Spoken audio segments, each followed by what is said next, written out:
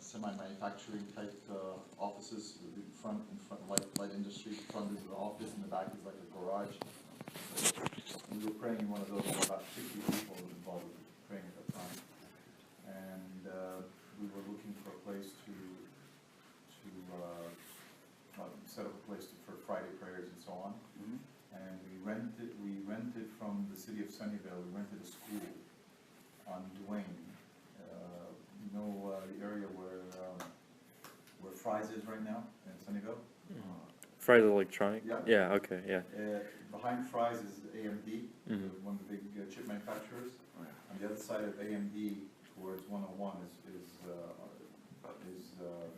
was a school there that was not in use, and the city rented the place out for us for a while.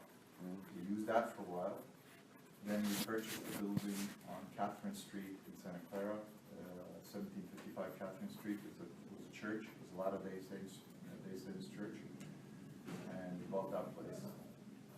That place we bought in 80, I think it was in 85 that we bought it, 85 or 84, something like that. And basically we passed the Constitution founding MCA at that time. Okay. We were in that building then. How did the mosque get its name? Muslim Community Association? Yeah.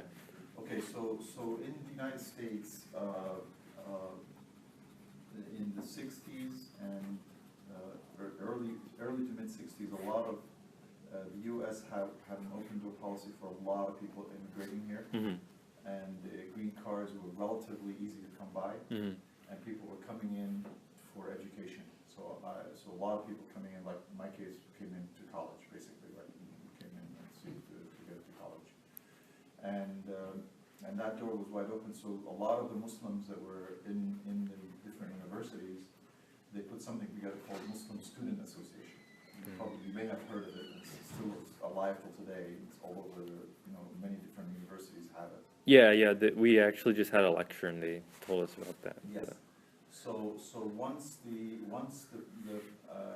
many people finished their education, so basically Muslim Student Association was this place for a religious cultural type thing, so that people can kind of get together with other Muslims to do their prayers and so on. But when it came to them getting out of the university, graduating, and joining the workforce, and all of a sudden having families, establishing families, and so on. Yeah. And they're not leaving the U.S. Yeah. Basically, they stayed here. Got citizenship and stayed here. So they started establishing something called the Muslim Community Association, which was supposed to be a sister organization to the Student Association to kind of grow as a community. Okay. And then they created something called ISNA, which is Islamic Society of North America, which was more like an umbrella organization to encompass both the Student Association and the Community Association. So in the early 80s, the Community Association was supposed to be spread across the U.S. Basically, different areas would have a Muslim Community Association of the Bay Area. That's why we call ourselves Muslim Community Association of the Bay Area. Okay. Because the idea was that it would be in Houston and in Los Angeles and New York, wherever, right? But for some reason, as an organization, that didn't last. So our first constitution was really based on that, based on what ISNA had for the Community Association constitutions. And we started that in, as I said, I think it was 85, I think, that we passed that constitution and officially became an organization as MCA. All right. And then from there, we basically grew a little bit until the mosque in Catherine just could not hold us anymore. It was a church, and we had to remodel it a little bit to make it look like a mosque. Okay. On the inside, anyway. Yeah. The outside, it was a bit historical, so we were forced to stay with the shapes on the outside a lot. And then we outgrew the place. We were praying outside in the parking lot because we didn't have enough space for the number of people praying. Okay. And we were disturbing the neighbors greatly. Yeah. Just parking and everything. It's like, yeah.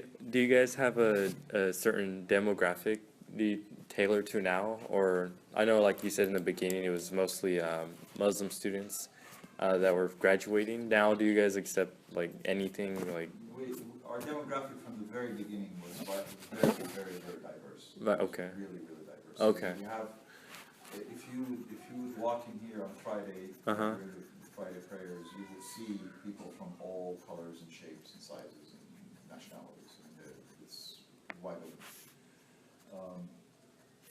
We bought this building here in '93, that we were in here. This used to be a Hewlett Packard sales office. Oh. So we bought this building then, and it took a while for us to transform it to what it is right now. This past year, this year actually, we just purchased the next door building.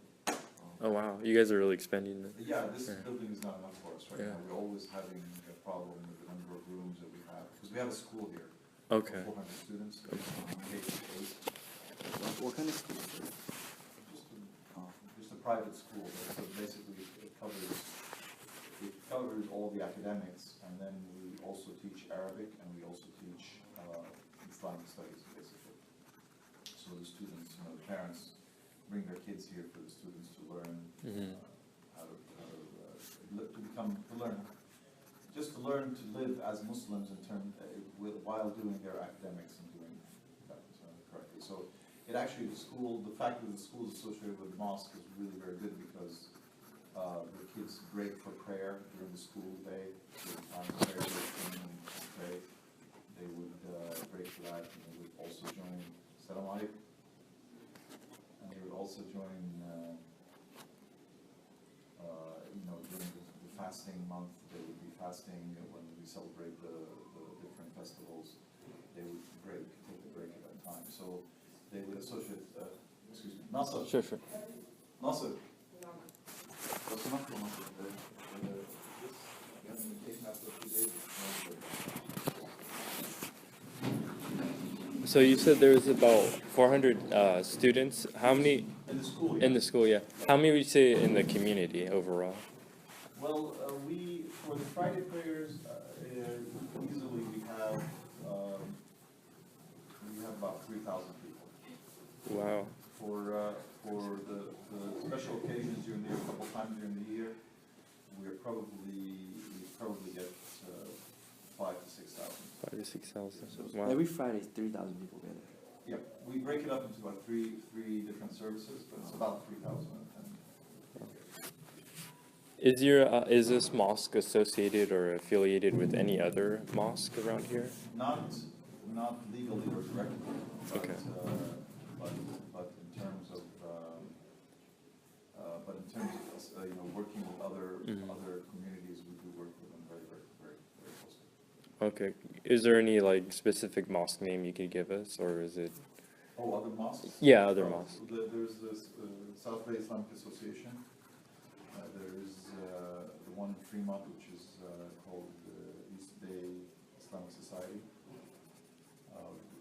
We do, on many different occasions, we work with both of them. I mean, we exchange people in terms of sometimes lectures come from different ones, we go to them and so on, so we have that. Also, we have Saratoga, I don't remember the exact name of the organization. Okay. And there's also one called BBMCC, which is in Blossom Hill, Blossom. on Blossom Valley. Okay. Around Santa Teresa area. Centuries. So the one in Saratoga and the one in Blossom Valley, both of them are members from here, actually, because they live close to that area, and they just needed a place to pray 5 times a day, so they put something closer to where they live. Okay. They generally come here for Fridays, but because most people work around here, Mhm. and this is a very lots of work. Right. People come usually pray here. Okay. In regards to press articles, has this mosque been like noticed or anything, or been in a published article in the newspaper for any reason? Well, we've had our share of reporters and media come through here.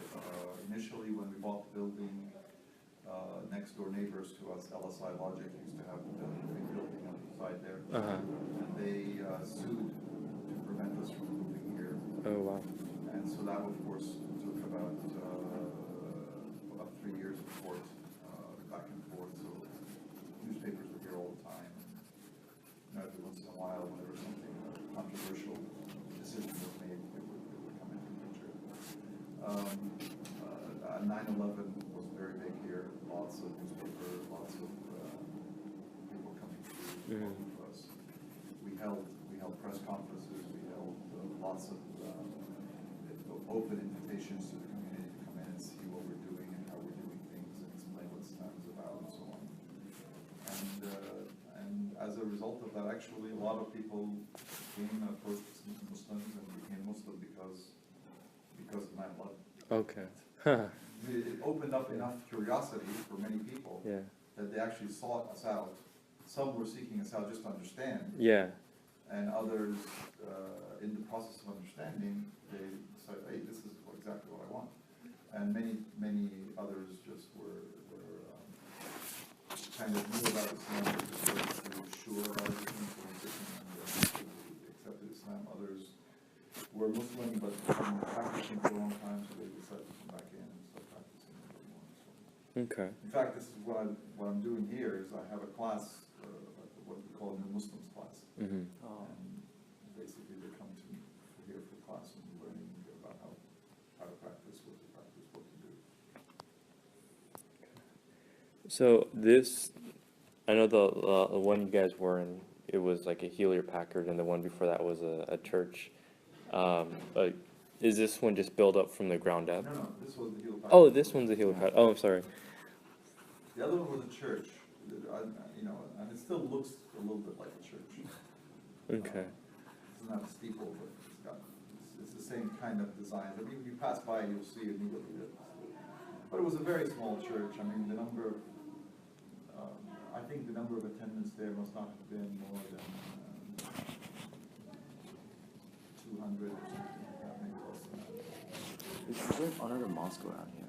Sorry? Is there another mosque around here? Yeah, there is, on Jones Street, on 3rd and Jones, is the South Bay Islamic Association. They just bought a piece of land close by here. I don't know exactly where they are, but they just bought something here. Milpitas has a mosque also. There's one there. The one on Blossom Hill, there's one, I told you, the one in Blossom Valley, Saratoga. They're all over the place. Mosques are all over the place. There's one, the Bosnian community, when the issues of Bosnia in the 90s were happening. Remember when that whole business with the ethnic cleansing that was happening there? A lot of Bosnians came to this community. We took in a lot of refugees from here. Ooh, okay. Many of them were okay. They got going. Others kind of left the area, went back to Bosnia, went to New York, wherever they went to. But what the group that's left here now, they've opened up another mosque. I think it's on Stevens Creek someplace. It's a small mosque, but it's just a place just because they need some place for culturally to accommodate. I mean, they still pray here, but they also have a daily prayer there so that they can accommodate some cultural issues that they have. Do you guys participate in like feeding the homeless or maybe like voting poll sites, anything of that nature? Yeah, so we for politics, we generally have the candidates come visit us here. Okay. We usually have a candidates forum of some sort. The number of people actually attend is a big draw for candidates, especially local elections. They really like coming over here to see, to meet us. Okay. In terms of other activities in the community as a whole, as participating in the city as a whole, or any place